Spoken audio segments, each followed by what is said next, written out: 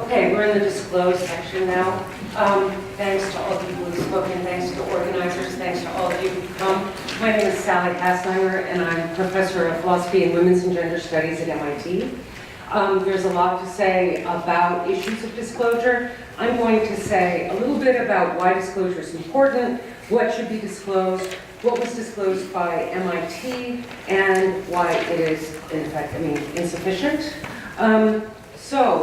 First I want to just point out, I'm going to be talking about specifically the disclosure of partnerships, not the disclosure of information from endowment investments. That's important too. It's really important. People have talked about that, but this is a focus right now on the recent controversies at MIT about the relationship with Saudi Arabia.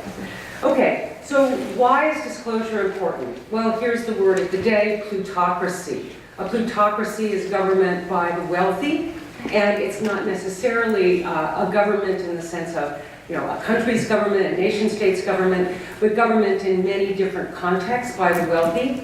And since universities have been, the funding for universities from the government, from taxpayers and such has been increasingly decreasing, now we have university plutocracies. So universities are run by wealthy. Now this is, you might think, a violation of the integrity of scientific research, because who gets the money isn't who's got the best research or who is going to contribute most to the good of humanity.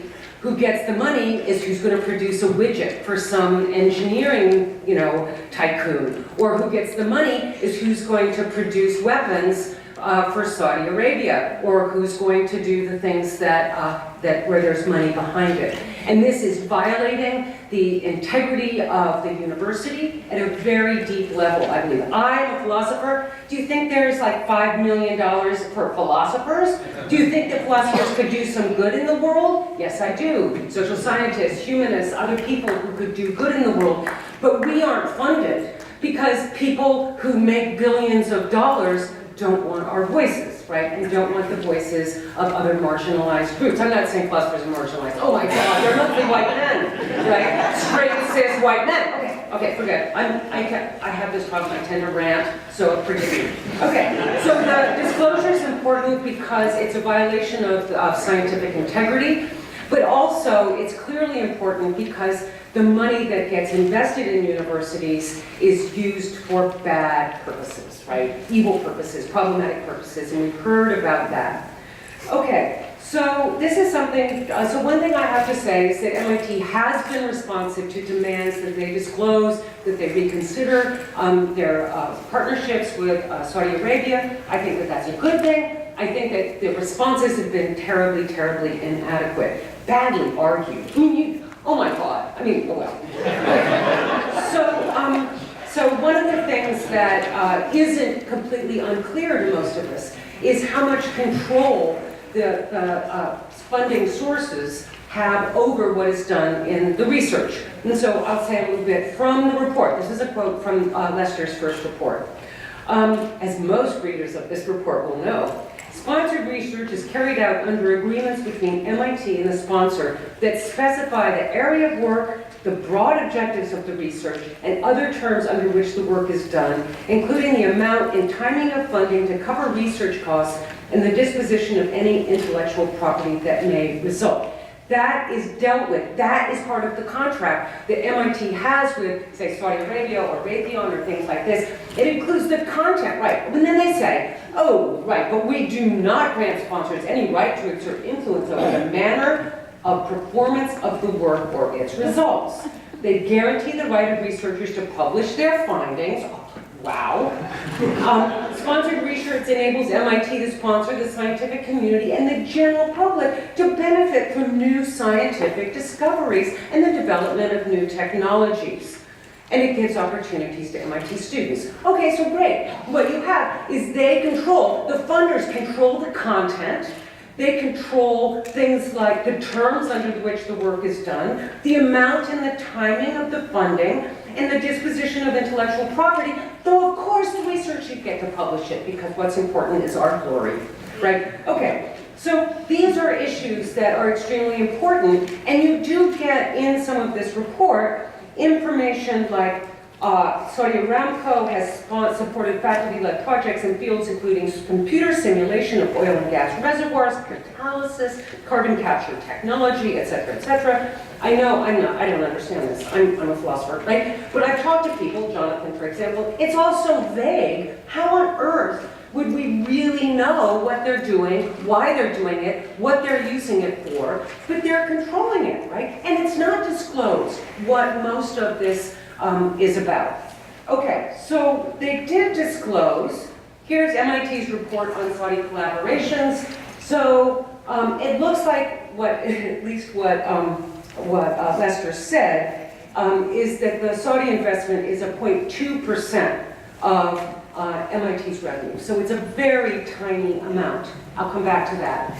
But it is 52% is, and here's the little circles, 52, the share of total expenditures from fiscal year 16 to 17, 52% is in the sponsored research programs where there is Aramco, SABIC, CAST, etc. 44% is in the gift-enabled activities with General Poverty Action Lab, the Water Food Systems, etc. And 4% are other programs that are professional educational programs and such like that. So the terms of the partnership are not disclosed, and the absolute dollar amounts is very vague that they give us. But it does seem like a relatively small amount.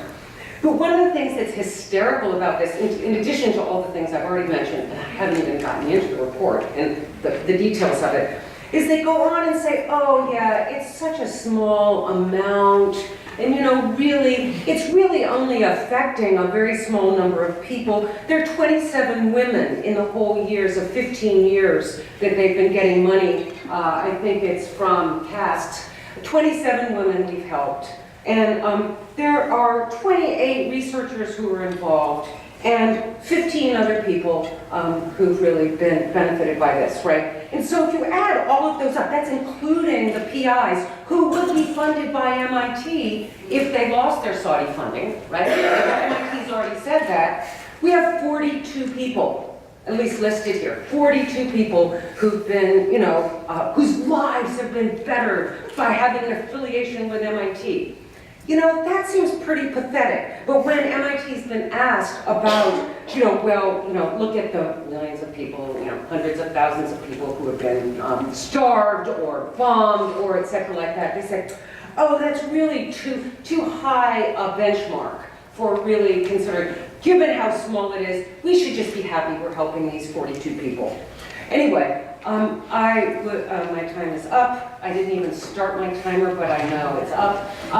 So what I think is that there is a kind of self-deception is a nice way to put it, but there's a kind of management of information here that is being done in order to mask what's really going on, and in order. Do you realize tomorrow, by the way, Kissinger, Henry Kissinger, has been invited to speak at the opening of the Schwarzman Center for Computing tomorrow.